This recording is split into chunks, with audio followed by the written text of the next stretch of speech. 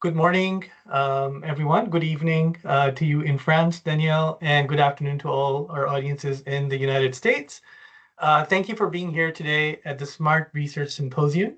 It is always inspiring to see our community of students, faculty, colleagues, and all those who are joining us on our social media come together to explore ideas that sit at the intersection of media, technology, and society.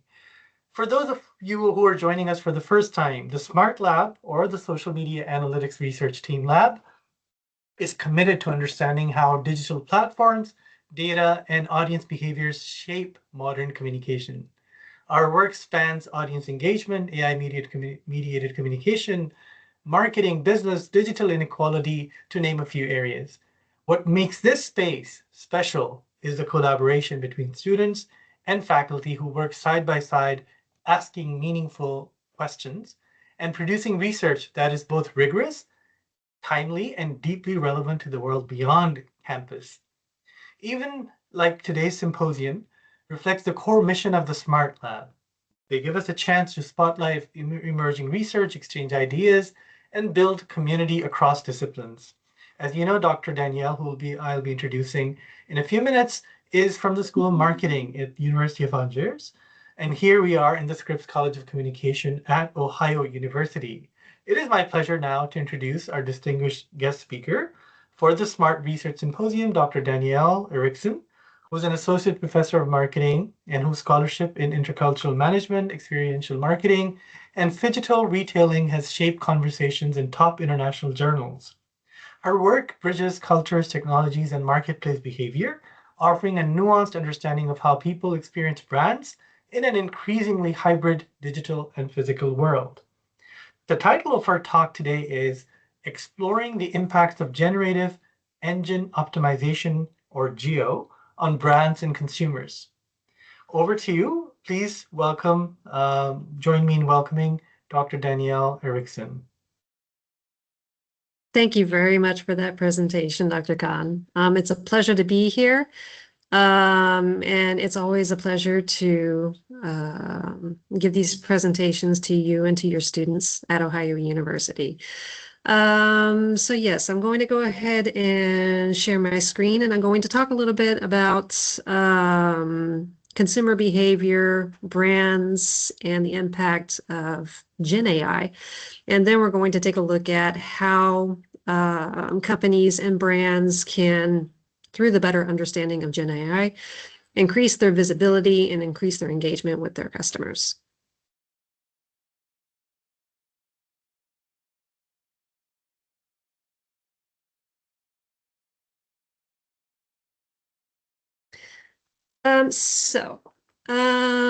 If you wish to reach out to me, I am visible on LinkedIn. So if you look for Danielle Lecointre-Erickson on LinkedIn, you should be able to find me. I think there's only one. So yes, feel free to reach out and I will answer any questions that you may have. So just so you know, yes, I am in France and I work at the University of Angers. So you might be thinking, where is the University of Angers? So just to make sure, do you see the slide with the image of France? Okay, perfect. So here you can clearly see France, the surrounding countries. You have Spain at the bottom, and then on the right-hand side, you have Italy, Switzerland, and Germany. And in the middle of France, you should see a star in this blue section where you can see Paris. And then if you go to the southwest corner, you can see a little town called Nantes. Now, if you, let's see, I hope this works. Yes, it does. The University of Angers and the city of Angers are about an hour from Nantes, so it's that red star there. So this is a city that's about an hour and a half southwest of Paris by train. So it is considered a mid-sized city and a very big university town. And at the University of Angers, I am part of the Generative research unit, which focuses on economics and management, and specifically in consumer behavior studies. Now, getting into Gen AI and GEO, I have some questions for Nikhil and for Dr. Khan, if you would like to respond. Do you use Gen AI? You do. Wonderful. Yes. Okay, great. Now, how often do you use it? Maybe on a daily basis. On a daily basis, like Yeah. once a day or several times a day? Maybe several times, at least in the past couple of months. Yeah. Okay, okay. Is What do you use it for? I mean, I currently use it mostly for academic purposes, mostly proofreading and to check grammatical errors. So that is where I limit myself. Okay, very good. And do you use it for advice for finding goods, services, or anything else that you would use on a daily basis? Not yet. Not yet? Okay. Well, there are many consumers that do. So there are consumers that will use AI for any kind of general advice or recommendations on products and services, and they'll use various platforms. So I don't know if this is the case for Dr. Khan, if you use any of these platforms to look for information on products, goods, or services.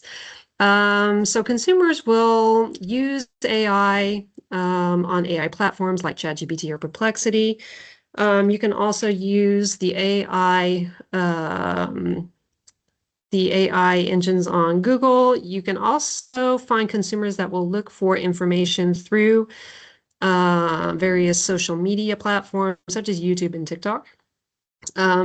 Of course, through forums, which are a more traditional form of information. And then there are consumers that will still ask for information from trustworthy individuals, human beings, such as family, friends, or from sales staff who have a certain level of expertise in a specific domain, especially for high implication products, such as real estate or high-end traveling. Now,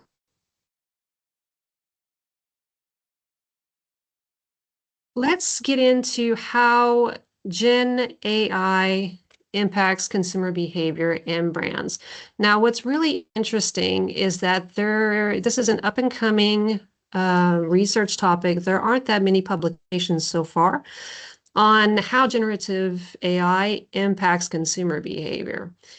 And I did a little test just to check and to make sure. So I went on Science Direct, which is a database where you can find many different journals in management sciences. And I was able to find up to 6 results typing in the keywords consumer behavior in Gen AI or consumer behavior in general artificial intelligence. That being said, when I use the keywords consumer behavior and generative artificial intelligence, I did get a result that really didn't correspond to what I was looking for. So I was able to find 5 results that were relevant to the discussion of Gen AI and how it actually impacts consumer behavior. If you type GEO or generative engine optimization in Science Direct, you're probably not going to find too much. It is a very recent paradigm. I'll be talking about that more towards the end of this presentation. But this is a term that we've started to see since 2024. So it is a very recent paradigm and recent term. But it is a concept that does impact brands and businesses, especially online businesses, who wish to engage with their customers online, especially through AI platforms. So before we start talking about how brands and how companies can engage with their customers through Gen AI, and by optimizing their presence on generative engines, let's take a closer look at how Gen AI impacts consumer behaviors and ultimately how it impacts brands. So as consumers, so I'm going to ask the question again to Nikhil. How do you think generative AI impacts consumer behavior? So for you, you use it mainly for your academic studies, but maybe there are people around you who use Gen AI or maybe you know that they use it for other purposes than solely for studying or for correcting their grammar on their papers. How do you think it impacts consumer behavior nowadays? Or maybe I don't have much knowledge into this, but I think people can get exposure in terms of understanding the brand better, the quality better, and maybe synthesize reviews that are available on Google. Uh, Maybe Uh-huh. that. Yeah, very good. So you can get explanations about a brand, you can get explanations about ingredients in a brand, or you can even get a summary of reviews about a particular brand or a particular product on Google. And there are consumers that do that, and they will also use it for other purposes as well. Okay. So what we can see, or in any case, what the recent research has identified. So this is research that is maybe maximum 2 years old. It goes back to 2024. There might be a study that goes back to 2023. But in any case, there has been very little research so far that has looked at generative AI and its impacts on consumer behavior, notably because Gen AI has started to become more democratized since ChatGPT came out in 2022. What we can see is that when consumers use generative AI for looking for information or trying to find information about products or brands, it can actually shape the choices that they make, and it can ultimately shape their motivations and even their goal engagement. So what research has shown is that AI generated responses, depending on whether or not they're narrow or concrete or broad and wide abstract, this can function as a personalized nudge. And so the results that you get through Gen AI are not necessarily neutral. They're going to be influenced by the prompt, by the cookies that are used by the user, and also by the previous prompts that the consumer may have typed into the particular platform that they're using. And these nudges are going to shape consumer motivations, their choices, and their goal engagements. Now, when I talk about narrow or broad responses or prompts, this goes back to a social psychology theory called construal level theory. So what construal level theory looks at is whether you're focusing on the forest or the trees. So are you focusing more on very specific details about a service or about a product or an experience? Or are you focusing about the general overview of what a product or an experience can give you? And what research shows is that when you have a concrete prompt or when you have a concrete response to that prompt, this will increase the perceived feasibility and the desirability of the consumer's goals.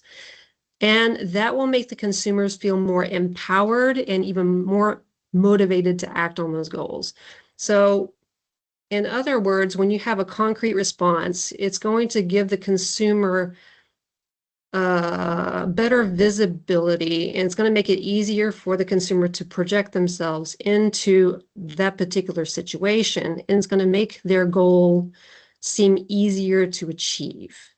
And in that case, it's going to make them feel more empowered. They're going to feel more reassured to act on those particular goals. So if you have a consumer that has a concrete response on the specific type of athletic shoes that they need to purchase, the more detailed information that they have, the more empowered that the consumer will feel to move forward with actually purchasing that particular product, because they feel empowered and they feel that they have the information that they need to make a stronger choice.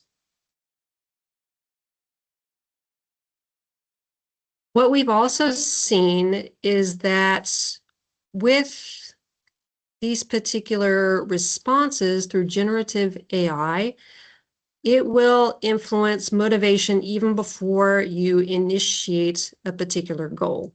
So Gen AI, if you're using Perplexity or using ChatGPT to find information about an experience or any kind of a product or service, it will spark an initial desire to pursue a goal by providing those clear and actionable pathways. So giving you clear and concrete instructions of what you would need to do in order to achieve your ultimate goal. So if you want to go and visit a new city, imagine you want to go and visit New York City and you want clear instructions about how to get there, the more narrow the response and the more concrete the instructions are, the more desirable that particular goal will be to actually want to go through with that specific action.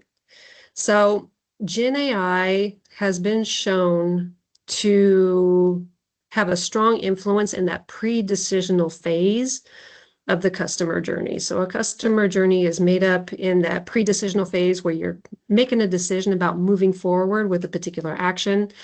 A core phase where you're actually moving forward with the action, you're living an experience, you're completing a purchase. And then the final phase is the post-decisional phase where you're making a decision whether or not you're satisfied and whether or not you're going to move forward with a similar decision in the future, or if you're going to recommend that particular experience or that particular brand to other customers.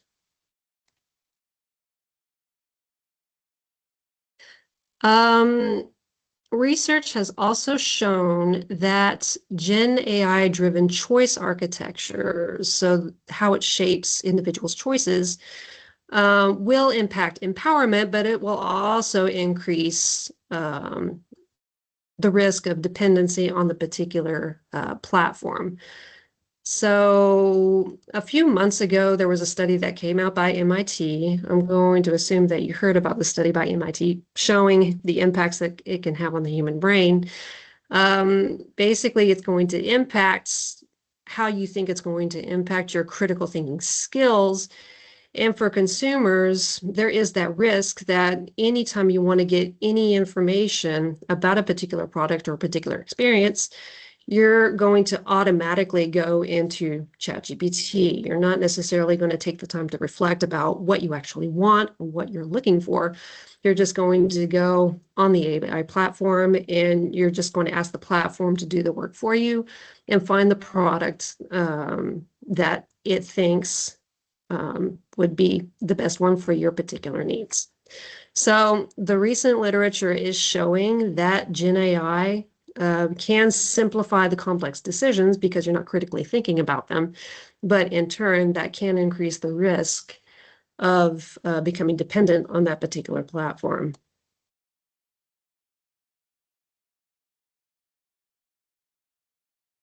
Now, in regards to consumer behavior, but also in regards to brands, what we've also seen recently is that Gen AI and the content that it can create can actually pose a threat to brand authenticity. So authenticity is going to refer to the brand's ability to have a certain personality and an authentic personality. Now, when it comes to AI-generated content, consumers don't necessarily easily recognize the difference between AI-generated content and human-generated content. And what we're also seeing is that this content that's generated by AI can reduce the perception of authenticity of a particular brand or a particular product. And as a result, this can lead to lower credibility, weaker brand attitudes, less, not necessarily negative, but less positive EWAM, and also decreased loyalty. There was an article that came out just a couple days ago, or even yesterday, and everybody was talking about it on the radio in France, in any case, yesterday. There were consumers that were asked to tell the difference between music that was generated by AI and music that was generated and recorded by humans, and a majority were incapable of telling the difference, which can pose a threat to brands, to their authenticity, and it can also pose a threat to brand image if you explicitly tell the consumers that AI was used to generate that particular content. And so this recent research also showed that when you're transparent and when you're honest about using AI to generate content, whether it's on social media or whether it's any kind of craft-based content, that can actually lead to more negative brand image and to algorithm aversion, because consumers are becoming more and more wary of AI and the content that it generates, or even the fake content that it can end up generating as well.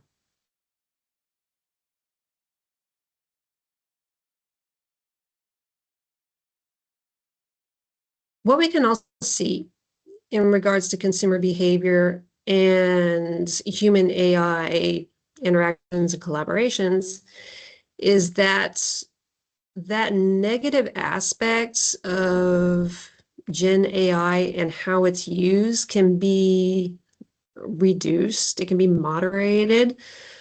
If you clearly show that it's the humans that are using AI, it's the consumers that are using AI, it's the workers that are using it as a tool, and they're not simply being replaced by it.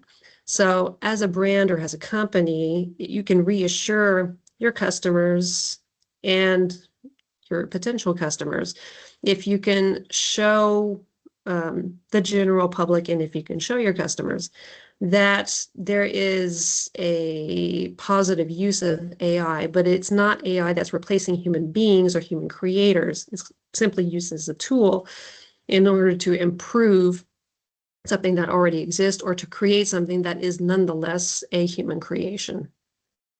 So having AI as an assistant is going to have a positive moderating role when it comes to the reactions that consumers can have in regards to content that's generated by AI.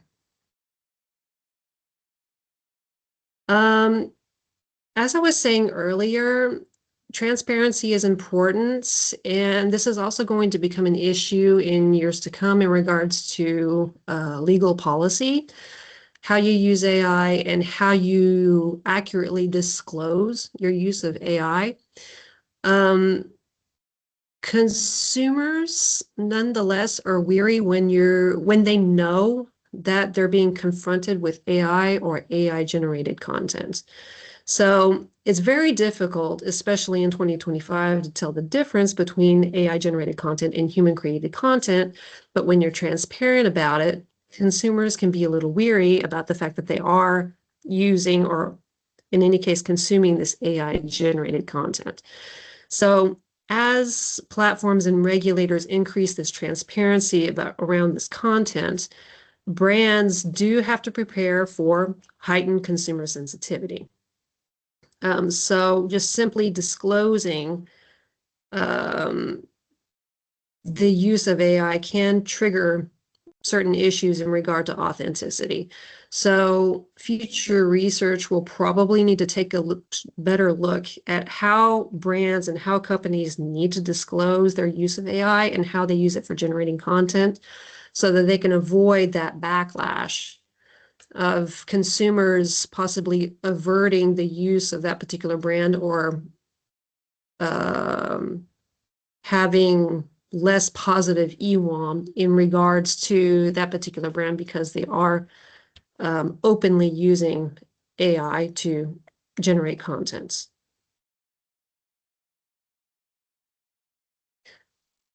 Now, what we can also see is that brand authenticity can act as a key psychological mechanism when it comes to AI. So authenticity can mediate, it can impact that relationship between two variables. It can mediate that negative impact of Gen AI usage. It can mediate that usage, advancing certain theories in regards to algorithms and the use of algorithms and authenticity loss, and showing that Gen AI adoption can disrupt relational, identity-driven, and follower brand connections. So if you have a strong brand that is perceived as being authentic and that has strong brand personality, that can reduce the impacts and the negative impacts that generative AI usage can have on consumers. So brand authenticity is nonetheless a very strong concept in regards to Gen AI and how it's perceived by the general public.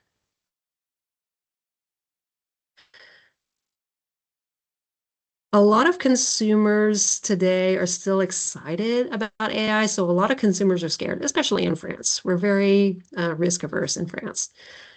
But it's important to not just simply focus on the bright side of generative AI. So a lot of research has looked at how it can make employees more productive, in some instances, how it can replace employees in regards to productivity. Many studies will focus more on how it impacts, or they will focus on how it is adopted by consumer, its particular usefulness, but not necessarily on the negative aspects of AI. So there is the recent paper from MIT that says, wait a minute, we can have an issue when it comes to dependency on this particular platform. But more research, in particular in consumer behavior, will need to look at how it impacts authenticity, brand authenticity. What's the impact of over-reliance of consumers when they're looking for information about products or brands or how products are manufactured? What are the issues in regards to trust, in regards to privacy? What are the issues in regards to mental effects? So there's a lot of research in consumer behavior on the negative effects of social media on consumers. More research will probably have to take a closer look at the negative effects of generative AI, constant exposure to generative AI and its content for consumers. So future research will have to look at the darker side of generative AI and the mechanisms behind these impacts.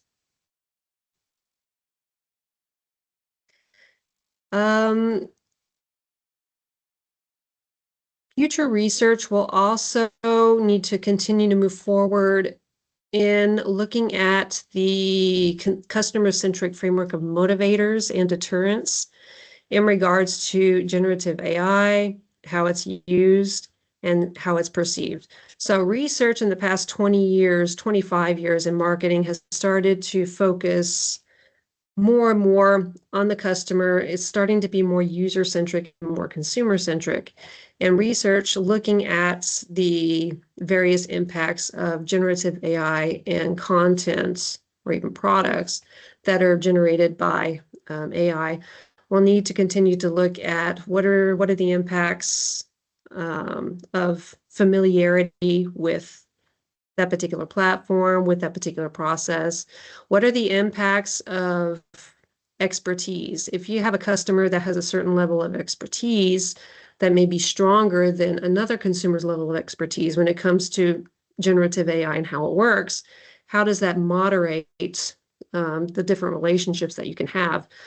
For example, between brand image and negative reactions, such as a loss of purchase intention or a loss or a less positive EWAM, for example.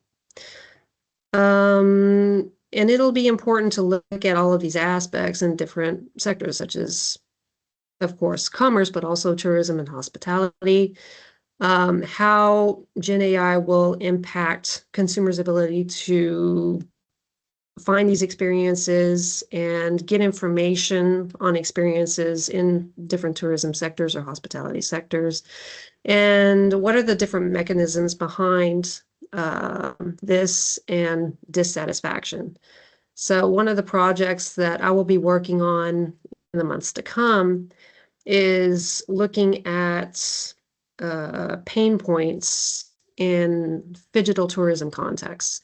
So looking at those touch points or those customer or tourist touch points, how they go wrong in a particular experience, especially in the physical and that digital world when you have that combination of the two, and what are the mechanisms behind that so that managers can learn to avoid, or in any case rectify, those particular pain points to provide better experiences for their customers and for tourists.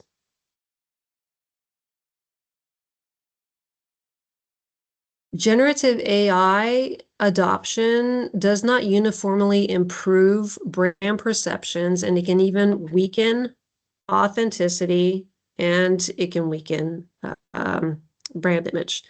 So what recent research has found is that content that is generated by AI can lead to lower brand authenticity, as well as lower brand image and self-brand congruity than human-generated content. So consumers today still have a stronger attachment to content that is generated by humans and openly generated by humans more than content that is generated by AI. They may not necessarily automatically tell the difference between content that is generated by AI and that is generated by humans, but if they know that the content is generated by humans, they're going to appreciate that more, and it's going to have a more positive impact on brands and on their brand image.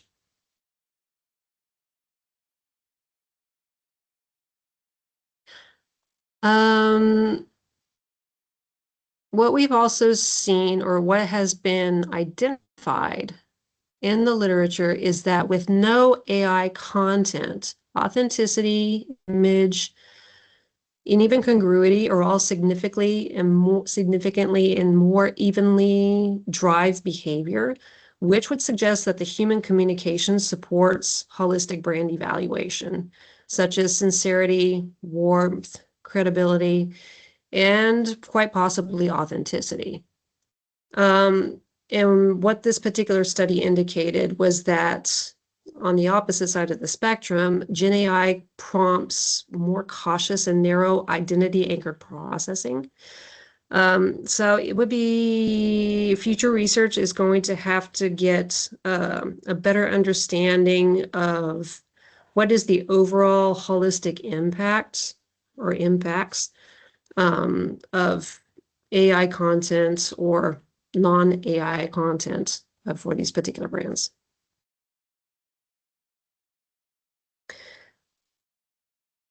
Also, not everybody has the same experience when it comes to AI generated content or using AI platforms for finding information about products or services.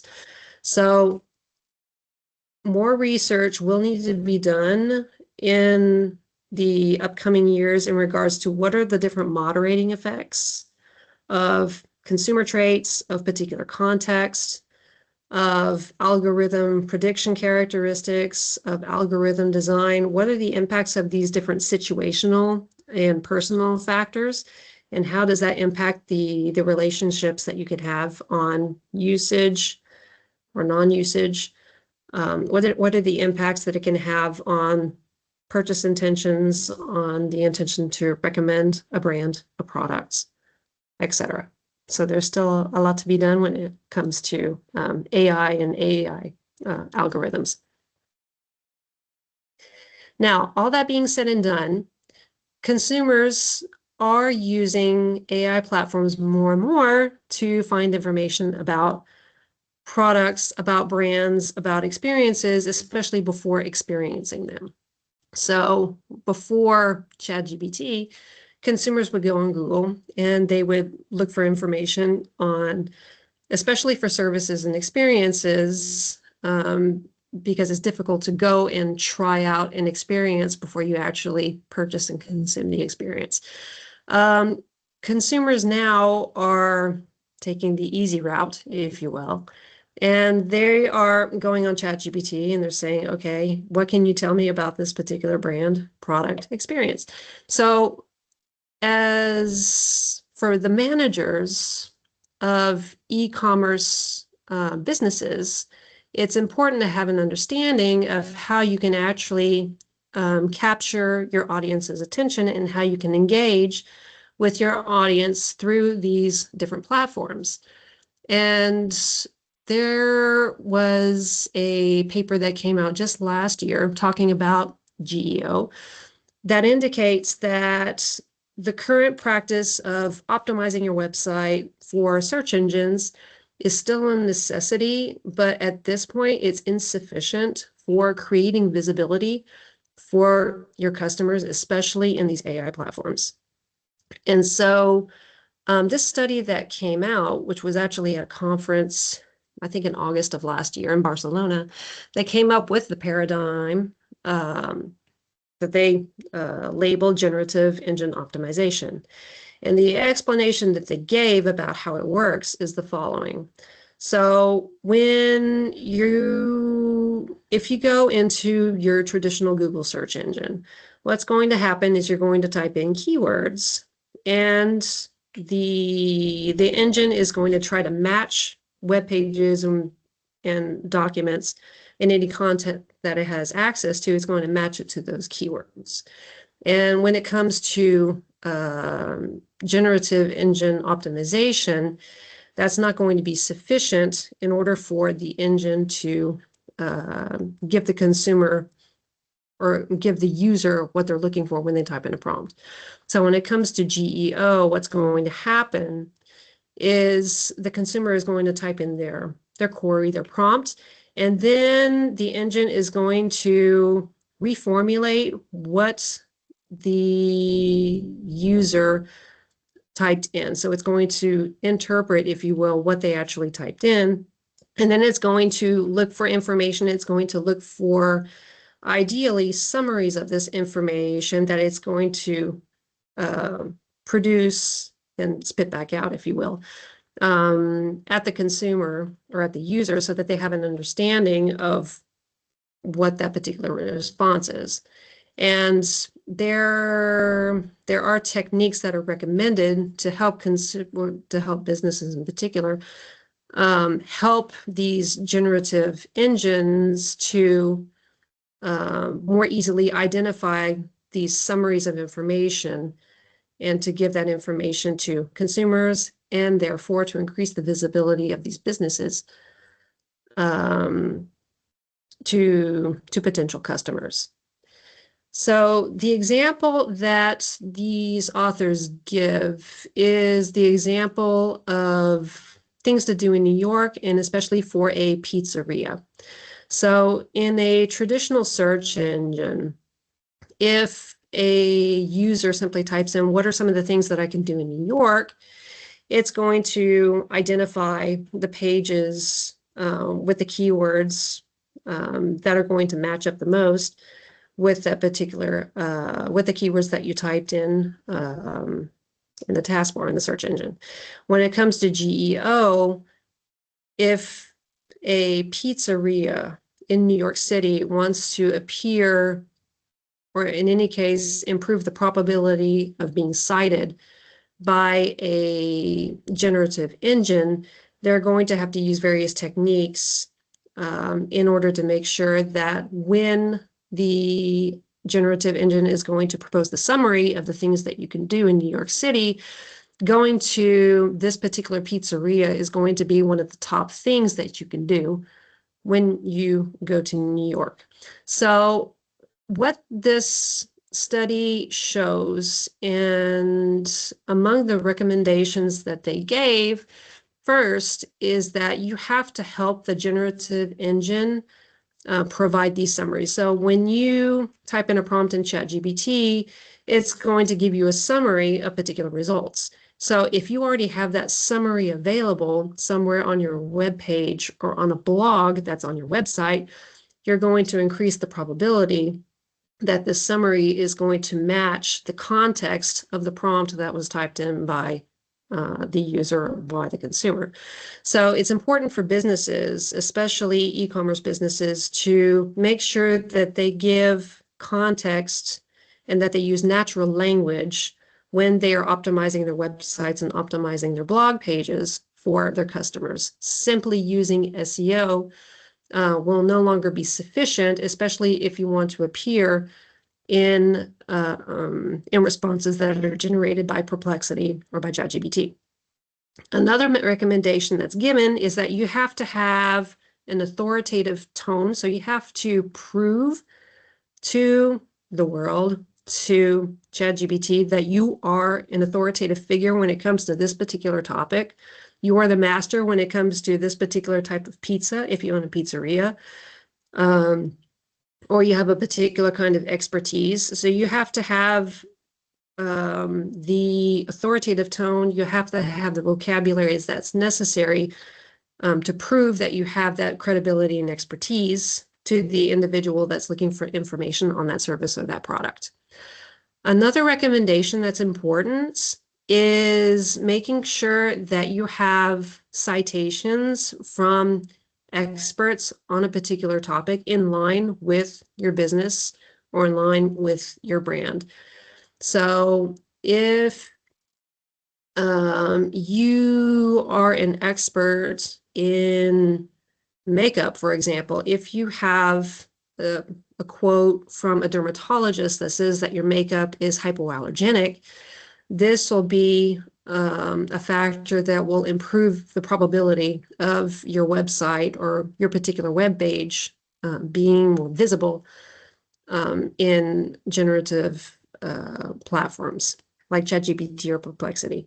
The final recommendation that was given was to use numbers, use statistics, use objective facts that can be citable and that also contribute to your authoritative tone, and that also contribute to the credibility of your business and that contribute to the expertise of your brand.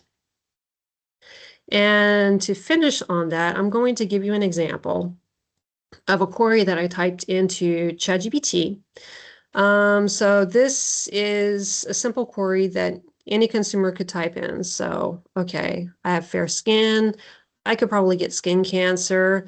I want to find some kind of tinted sunscreen that I want to use on my face to protect it from the sun.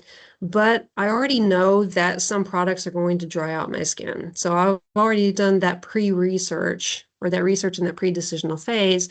And I know that there are some products that don't agree with me. So I want something that is that has a high SPF, but I do not want it to dry out my skin. What do you recommend? So I typed in this prompt using the paid version of ChatGPT, so ChatGPT 5.1. I was in France when I typed in the prompt, which influences the results that I got. And I'm going to show you now the results that I got. So you have a summary saying, good for you, kudos. It is important to protect your skin. And I'm going to change the share option on the screen so that you can see what I'm seeing. It'll be a little more useful. So at this point, you should see the response that was generated on ChatGPT. So you have a summary of what to look for in tinted sunscreen. So if you are a brand that is promoting, or if you're a brand that is specialized in tinted sunscreen, if you have these summaries of what it does on your website, on the product pages or on pages on a blog on the website, that will improve your possibility of being cited by ChatGPT for this particular context and this particular prompt. So products that have high SPF to protect you from the sun, products that are tinted, products that are hydrating so that they don't dry out your skin. And you even have examples of the sources that were used to generate these summaries. Now, what's really interesting here is that you have good product options. So here you have 8 products that appear in the ChatGPT carousel that correspond to this particular context and correspond to this particular prompt. So you have La Roche-Posay, you have Sans-Sucre Écran Minéral.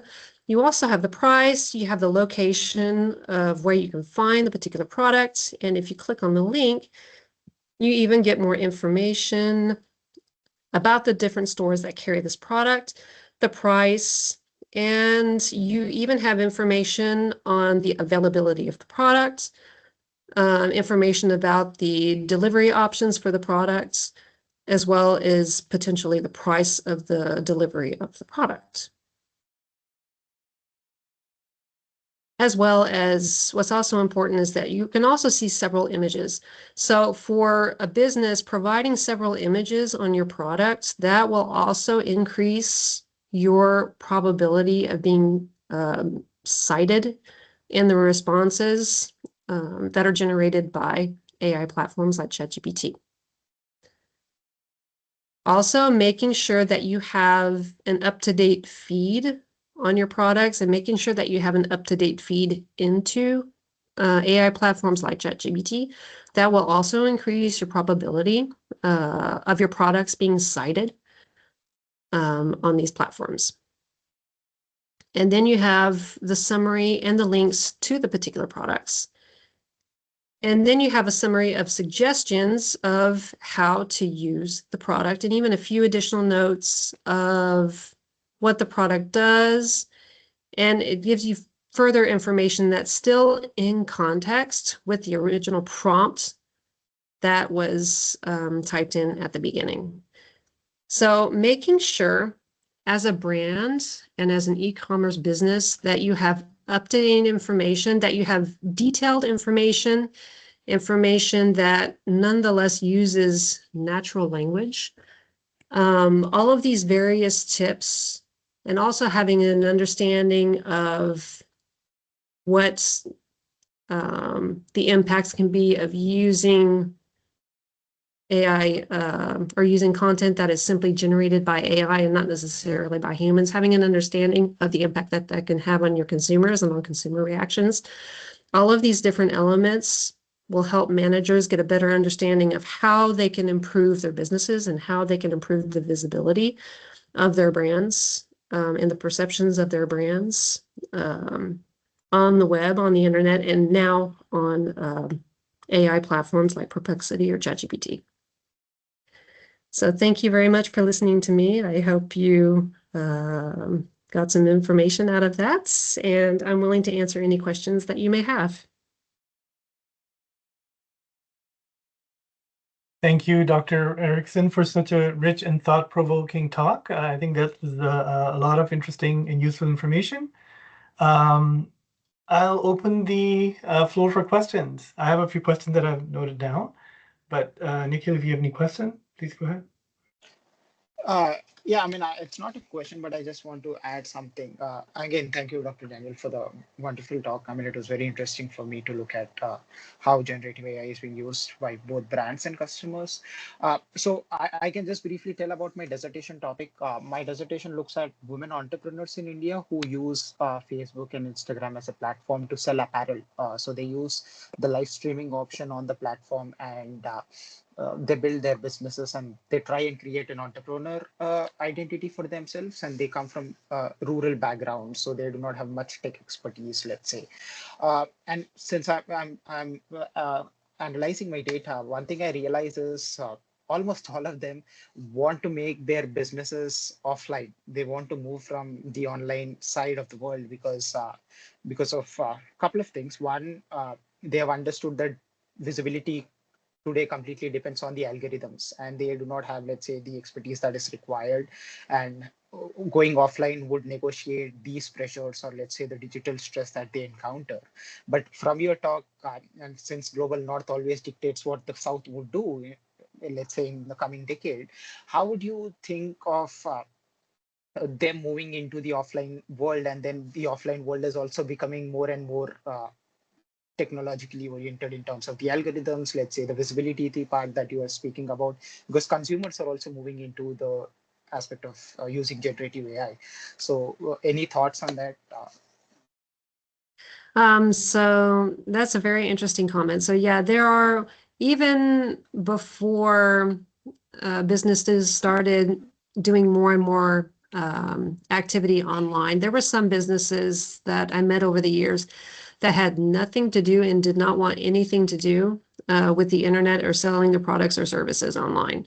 They considered that their businesses were offline. They had their customer base. It worked just fine. And going online was just going to do more damage than anything else. There are also businesses that are purposely going offline, or in any case, they're trying to have that phygital realm where you might have an online, possibly originally a pure player approach to business.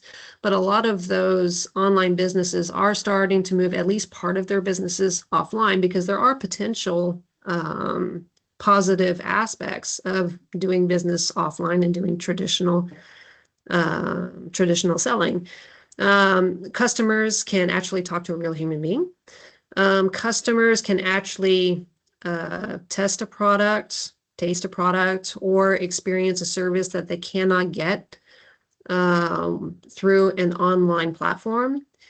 And if you have the opportunity to have a point of sale and an atmosphere that you can actually control, that means you can add a whole level of sensory marketing that you just can't simply do at this point online. So the going online is, depending on your business model, it can be the core part of your business, or it can also be a complementary aspect of your business. So there are entrepreneurs that are going to mainly sell their products in store, and maybe they might sell their products online, or maybe they just simply have like a window setting where they simply advertise their brand and what they sell online, but they're not necessarily going to move into e-commerce and sell their products through a traditional e-commerce platform. There might nonetheless be possibilities to use the algorithms on ChatGPT to improve visibility of that particular brand that may be sold offline.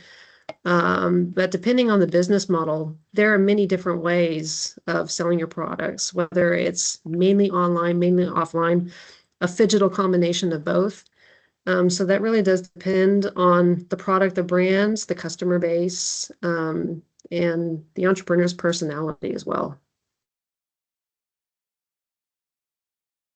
Thank you. I had actually two questions. So part one, I'll go with that first. Based on the findings that you have shared in your presentation, how do you think brands, especially small and medium-sized enterprises and brands, should rethink search engine optimization? So what's important to understand for small to medium-sized businesses is that search engine optimization is still essential, it's still necessary, but at this point in time, it's no longer sufficient. So if you really want to get full optimization, it's going to be important to use all of these different tactics to at least ensure that these AI platforms recognize you. So I talked a lot about Perplexity and ChatGPT, but even when you look at Google Overview, it's going to identify those summaries that third-party providers or that online businesses have already generated and provided. So if online businesses and small to medium-sized businesses can at least, even if they don't have a full online e-commerce business, if they can at least use a blog to advertise their expertise on a particular topic or a particular manufacturing process, that will help them get visibility on these AI platforms that they would not get if they simply focus on the pure mechanical quantitative aspects of SEO.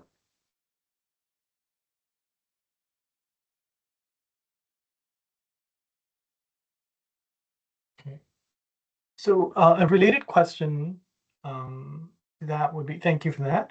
A related question to that would be, so people are understandably, so one of the research that you mentioned was that they're wary of AI. You know, we don't, it's not easy for human beings whenever we see something that is AI generated, we have trust issues, right? That's a very common thread across all different domains wherever AI is being employed. So what is the way forward? How can trust be engendered? Um, I think ensuring that there is a human behind the mechanics and behind the AI is going to be important. And there, researchers and businesses are going to have to find a way to clearly disclose that they're using the AI, because I mean, we've been using AI for a long time. We just really haven't talked about it since 2022 when ChatGPT came out. So I think that businesses, policymakers are just going to have to find a way to um, find the mechanics behind, okay, what's going to reassure users and what's going to reassure the customers that AI or AI generated content can be safe, and trying to find a way of, okay, so if we're, what's the mechanism behind that transparent message that is actually turning people off? So what the recent literature has shown is being too open about the fact that you're using AI to generate content can actually have a negative effect on customers, and it can have a negative impact on trust. But nonetheless, they still want to know what they're accessing, and that's important. You do want to be upfront with your customers or your users or your citizens that they are in contact with content that is generated by an AI platform and not by specifically a human. So I think it's going to be important to have a better understanding of the mechanisms behind transparency, behind what is considered safe about AI, because right now people are becoming very scared that AI is going to take over the world. Maybe it will. Okay. Oui. C'est bon. Merci. That's fine. Sorry, my building is being closed down at 7 in the evening. So yeah, just finding the mechanisms behind the transparency and behind the issues of how can we trust AI and AI generated content. I think that's going to be important for researchers and policymakers in the next few years. Awesome. Well, thank you so much, Dr. Erickson, for those insightful comments and sharing that wonderful research. With this, I'll again like to extend my heartfelt thanks to you for sparing time and sharing these insights with us. And truly, these insights have been add tremendous value to our discussions centering on those research topics. Well, I'll wrap it up here. I think we are almost out of time. I wish you all the best, and hopefully we will have more collaborative ventures in future. We're already working on several research projects together, and more power to that. So have a wonderful rest of your evening on your side, and we look all forward to seeing you all in the next Smart Lab event series. Thank you, everyone. Thanks for attending. I appreciate it. Thank you very much.